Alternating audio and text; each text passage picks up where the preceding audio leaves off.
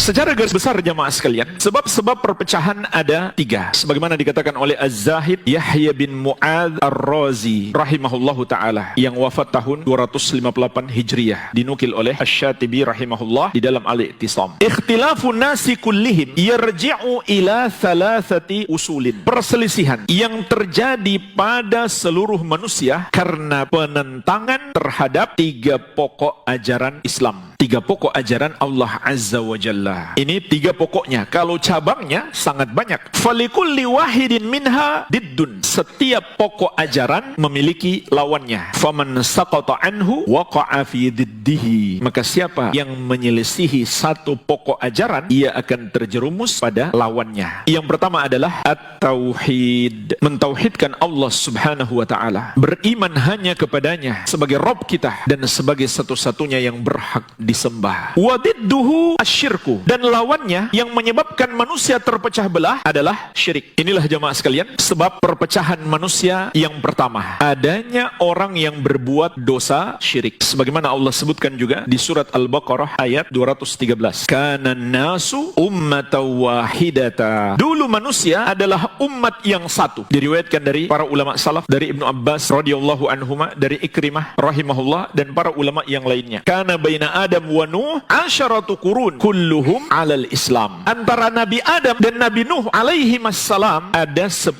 kurun. Semuanya di atas Islam. Semuanya bersatu. Bersatu di atas apa? Di atas Islam. Artinya semuanya mentauhidkan Allah. Karena kalau berbuat syirik, tauhidnya batal, maka Islamnya juga batal. Perbuatan dosa syirik adalah sebesar-besarnya pembatal keislaman. Inilah jemaah sekalian keadaan manusia generasi pertama. Manusia pertama Nabi Adam alaihi salam, seorang nabi yang memiliki tugas bukan hanya menyembah Allah, tapi juga mengajari manusia, mengajari anak keturunan beliau untuk menyembah Allah dan melarang berbuat syirik. Dan itu bertahan sampai 10 kurun. Inilah agama asli manusia yang dibawa oleh manusia pertama sampai 10 kurun lamanya. Tidak ada seorang pun yang menyembah kepada selain Allah Subhanahu wa ta'ala. Fakhtalafu. Kemudian mereka berselisih. Sebagaimana disebutkan dalam qiraah. Artinya mereka berbuat syirik, yaitu terjadi di masa Nabi Nuh alaihissalam pertama sekali. Mereka menyembah kepada selain Allah Subhanahu wa ta'ala. Faba'athallahu nabiyyina mubasyirina wa munzirin. Maka Allah pun mengutus para nabi untuk memberi kabar gembira dan peringatan. Kabar gembira artinya mengajak kepada tauhid dan mengabarkan itulah syarat masuk surga, sehingga akan bergembira orang yang bertauhid. Memberi peringatan artinya memberi peringatan bahaya syirik, yaitu azab Allah yang kekal abadi.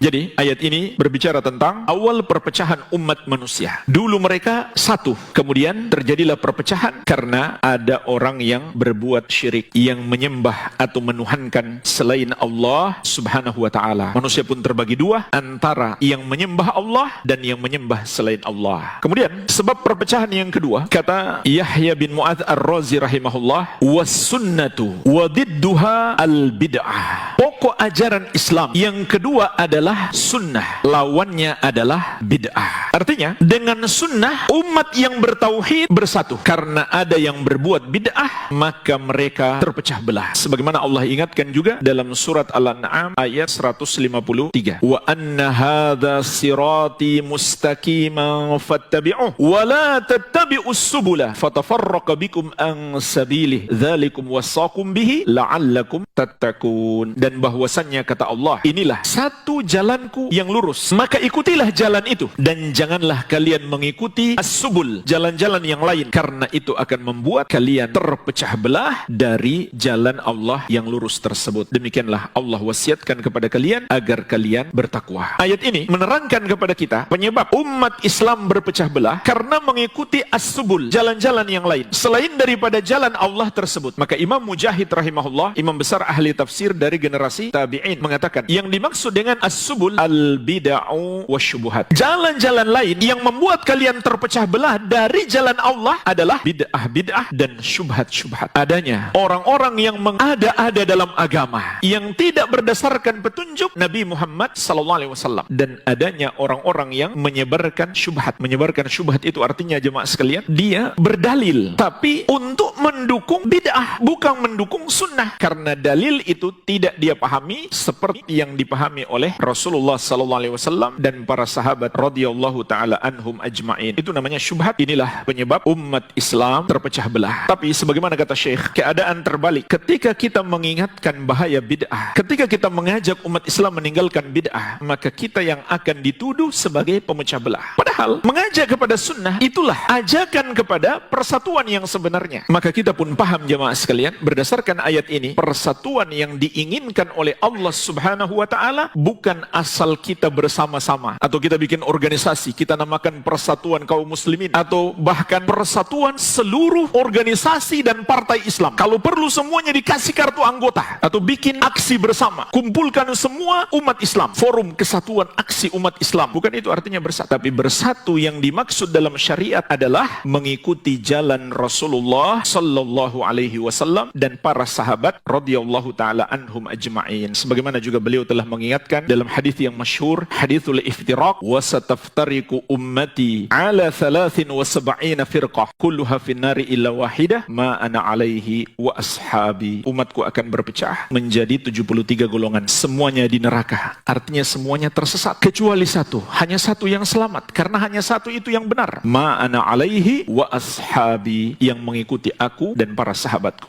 Oleh karena itu, sahabat yang mulia Ibnu Mas'ud radhiyallahu anhu mengatakan, al-jama'atu ma wafaqal haqqa wa in kunta wahdak. Al-jamaah, berjamaah, bersatu, bersama-sama, hakikatnya adalah yang sesuai dengan kebenaran walaupun engkau seorang diri. Ini arti persatuan dalam Islam, mengikuti jalan kebenaran. Kalau ada sekelompok orang, mereka berkumpul, mereka punya hubungan baik, mereka tidak mau bertengkar, tapi akidah mereka berbeda-beda, amalan mereka berbeda-beda, tidak mengikuti petunjuk Nabi Muhammad SAW, maka itu bukan sebuah persatuan, melainkan justru itu adalah satu bentuk usaha untuk merawat perpecahan. Jadi persatuan yang Allah inginkan adalah bersatu di atas sunnah, mengikuti jalan sunnah. Walaupun seorang diri, orang yang mengikuti Rasulullah SAW dan para sahabat, berarti dia adalah orang yang bersatu. Jadi inilah penyebab umat Islam terpecah belah. Ketika muncul bid'ah-bid'ah, muncul satu bid'ah, maka muncul satu kelompok umat yang mengusung bid'ah itu. Bertambah bid'ah, bertambah lagi kelompok tersebut sampai menjadi 72 kelompok bid'ah. Namun kata para ulama, 72 ini adalah pokoknya, usulnya. Kalau cabang-cabangnya sangat banyak. Ini penyebab umat Islam terpecah belah, karena berbagai macam bid'ah yang muncul. Kemudian yang ketiga kata beliau, wa ta'atu wa didduhal ma'siyah. Pokok ajaran Islam yang ketiga, yang apabila diselisihi akan menyebabkan perpecahan, adalah ketaatan kepada Allah Subhanahu wa ta'ala. Lawannya yang menyebabkan perpecahan adalah kemaksiatan. Jemaah sekalian, ini tiga pokok perpecahan. Kalau kita perhatikan, tiga ini terjadi pada kaum yang berbeda. Yang pertama terjadi pada manusia secara umum, sehingga manusia terpecah menjadi dua, orang beriman dan orang kafir, dan tidak ada golongan ketiga. Cuma orang muslim ini terbagi menjadi dua, muslim yang kuat imannya dan muslim yang lemah imannya. Tapi nggak ada orang yang punya status dia bukan muslim, bukan pula kafir, nggak ada. Hanya ada dua, muslim atau kafir. Yang membuat manusia terpecah menjadi dua adalah penyelisihan terhadap tauhid, yaitu perbuatan dosa kesyirikan maupun kekufuran. Yang kedua, perpecahan pada umat Islam, umat yang semuanya bertauhid. Apa yang menyebabkan mereka terpecah belah? Perbuatan bid'ah. Umat Islam terbagi menjadi dua kelompok, ahlus sunnah dan ahlul bid'ah. Cuma ahlul bid'ah ini banyak cabangnya, pokoknya ada 72, bentuk bid'ahnya lebih banyak lagi. Nah, sekarang yang ketiga jemaah sekalian, mereka adalah ahli sunnah, tapi masih mungkin mereka terpecah belah. Kenapa? Karena adanya kemaksiatan. Sebagaimana Rasulullah SAW mengingatkan, al-muslimu akhul muslim, la yadhlimuh wa la yakhdhuluh. Muslim itu adalah saudara bagi muslim yang lain. Janganlah seorang muslim menzolimi saudaranya. Jangan pula dia membiarkan saudaranya, tidak mau menolong saudaranya. Wa yaqul, dan beliau juga bersabda, walladzi nafsi biyadihi, demi Allah yang jiwaku ada di tangannya, ma tawaddathnani fayumazzaqu bainahuma, wa fi riwayatin fafurriqa bainahuma illa bidzambin yuhdithuhu ahaduhuma. Tidaklah dua orang saling mencintai kemudian terjadi perpecahan antara keduanya kecuali karena satu dosa yang dilakukan oleh salah satu dari keduanya. Hadis ini diriwayatkan Imam Ahmad dari Ibnu Umar radhiyallahu taala anhuma. Di dalam hadis ini terkandung padanya dua bentuk kemaksiatan yang memecah belah antara kaum muslimin secara umum dan antara ahlus sunnah secara khusus. Yang pertama, akhlak yang buruk. Inilah sebab perpecahan antara kaum muslimin muslimin, bahkan pun antara ahli sunnah, karena adanya orang yang berakhlak buruk kepada saudaranya. Dan di dalam hadis ini Rasulullah SAW menjelaskan kepada kita dua bentuk akhlak buruk secara garis besarnya. Bentuk yang pertama, melakukan kezaliman. Oleh karena itu di hadis yang lain Rasulullah SAW mengatakan, al-muslimu man salimal muslimuna min lisanihi wa yadihi. Seorang muslim itu adalah yang kaum muslimin selamat dari keburukan lisannya dan tangannya. Akhlak buruk yang kedua adalah membiarkan, tidak mau menolong, tidak mau membantu saudara seiman. Inilah penyebab umat Islam, bahkan mungkin sesama ahli sunnah, terpecah belah karena adanya orang yang berakhlak buruk, yang berbuat zalim kepada saudaranya. Apakah zalim dengan lisannya, kata-katanya, atau dengan tindakan-tindakan seperti dalam muamalahnya, berbisnis tidak amanah, berhutang gak mau bayar, atau sekedar menunda-nunda pembayaran hutang. Ini penyebab retaknya hubungan. Yang kedua, tidak mau membantu, tidak mau menolong saudaranya. Ini secara garis besar dua bentuk akhlak buruk yang dapat merusak hubungan baik di antara kita. Dan Allah Subhanahu wa taala memerintahkan kita, fattaqullah wa aslihu dzata bainikum. Bertakwalah kamu kepada Allah dan perbaikilah hubungan di antara kamu. Ini kemaksiatan yang pertama yang menyebabkan umat Islam terpecah belah karena adanya orang yang berakhlak buruk. Kemaksiatan yang kedua jamaah sekalian adalah semua bentuk maksiat kita kepada Allah, menyebabkan Allah menghukum kita. Di antara bentuk hukumannya adalah Allah jadikan hubungan kita dengan orang-orang yang kita cintai menjadi renggang, termasuk perceraian antara suami istri. Bisa jadi karena dosa yang dilakukan oleh salah satu dari keduanya, apakah suaminya atau istrinya. Meskipun dosa itu tidak dalam bentuk kezaliman kepada pasangannya, hanya dosa antara dia dengan Allah, tapi Allah kemudian menghukum dia dengan menjadikan orang yang mencintainya membencinya, gak mau lagi dekat-dekat dengan dia, gak mau bersahabat dengan dia, bahkan gak mau berpasangan dengan dia sebagai suami istri. Sebagaimana dalam hadis ini kata Nabi SAW, ma tawaddathnani fayumazzaku bainahuma illa bidzambin yuhdithuhu ahaduhuma. Tidaklah dua orang yang saling mencintai kemudian terpisahkan antara keduanya, melainkan karena dosa yang dilakukan oleh salah satu dari keduanya. Bagaimana lagi kalau yang melakukan dosa itu kedua-duanya? Jadi ini hukuman dari Allah. Sebagaimana kata Al-Hafidh Al-Munawi rahimahullah dalam syarah beliau, fayakunu tafriq